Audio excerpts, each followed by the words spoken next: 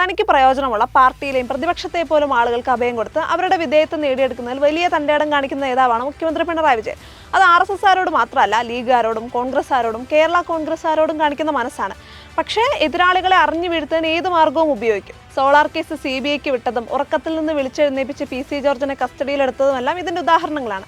മുഖ്യമന്ത്രി പിണറായി വിജയന്റെ സംരക്ഷണത്തിന്റെ ഏറ്റവും പുതിയ ഉദാഹരണമാണ് P ശശി. അദ്ദേഹത്തിന്റെ സ്വഭാവ ദൂഷ്യം കൊണ്ട് അദ്ദേഹത്തെ പാർട്ടിയിലെ എല്ലാ പദവികളിൽ നിന്ന് നീക്കി.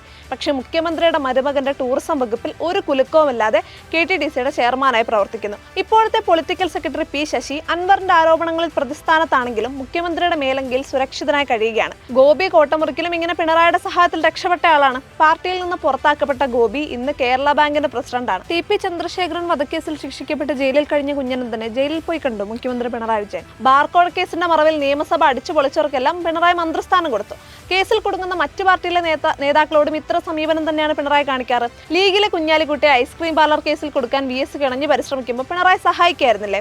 അടുത്ത കാലത്ത് കുഞ്ഞാലിക്കുട്ടി സഹകരണ ബാങ്ക് വഴി കള്ളപ്പണം വെളുപ്പിക്കുകയാണെന്ന് EDക്ക് പരാതി കൊടുത്ത KT ജലീലിനെ പിണറായി നിർത്തിപ്പൊരിച്ചില്ലേ? പിണറായി കൂടെ നിൽക്കുന്നവരെ വല്ലാതെ സംരക്ഷിക്കുന്ന ആശ്രിത വത്സനാണ്. ഇത്രക്കാർക്ക് വലിയ തിരിച്ചടി നേരിടേണ്ടി വരുമെന്നതാണ് ചരിത്രപാഠം. പിണറായി കാത്തിരിക്കുന്നത് എന്താകുമോ?